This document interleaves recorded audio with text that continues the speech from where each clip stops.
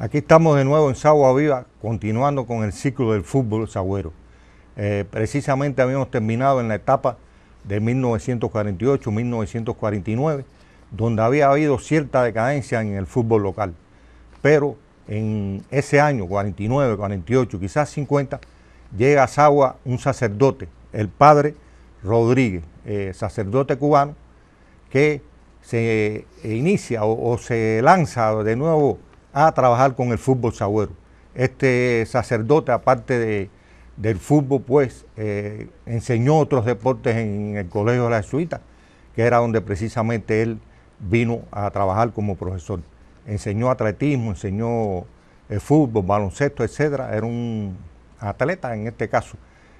Formó un equipo, sobre todo un gran equipo que se formó en esa época, y este equipo participó en el año 1952 en el campeonato provincial que se llevó aquí a cabo en la provincia de Las Villas, en los equipos de Placeta, Zuleta, Santa Clara, Cienfuegos y Sagua.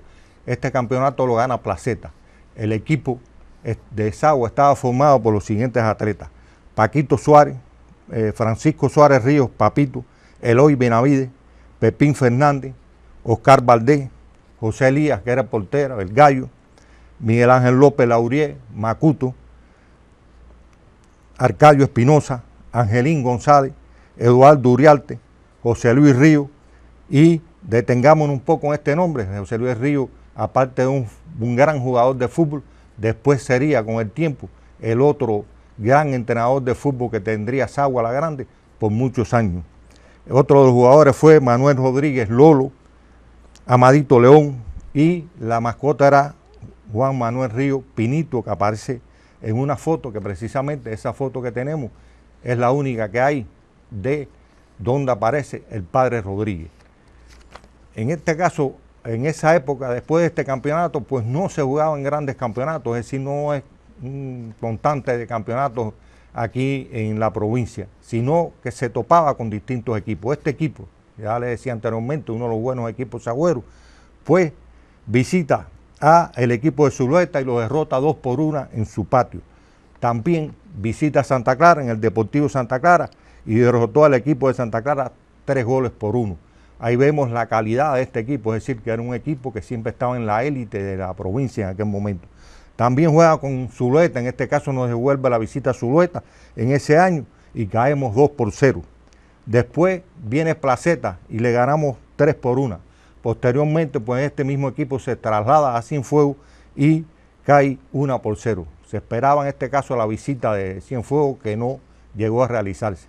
Este viaje o estos torneos o invitaciones que se hacían eran costeadas en parte por los mismos jugadores. Es decir, cuando se iba a dar un viaje a distintas ciudades, pues se recogía una cantidad de dinero entre los jugadores para costearse el viaje. Es decir, que no había en aquel momento ningún tipo de referencia de que hubiera una ayuda del deporte, la Dirección General de Deporte, que era la que en aquel momento existía, pues no ayudaba en nada en este sentido.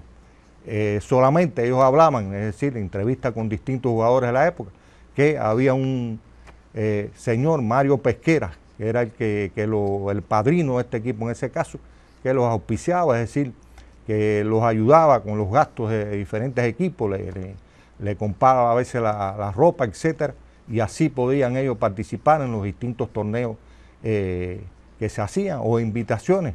Recalcamos que no eran muchos los torneos, que eran más bien invitaciones que se hacían de otros municipios, y de esa forma pues se iba desarrollando el fútbol.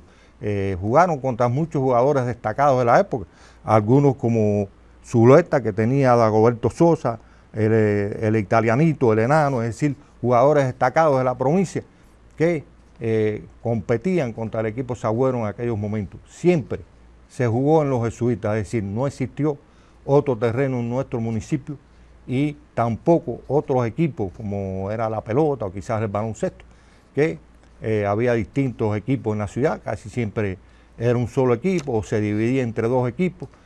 También participaban jugadores de Isabela de Sagua, que también se jugó fútbol en Isabela de Sagua, donde está actualmente el terreno de la Punta.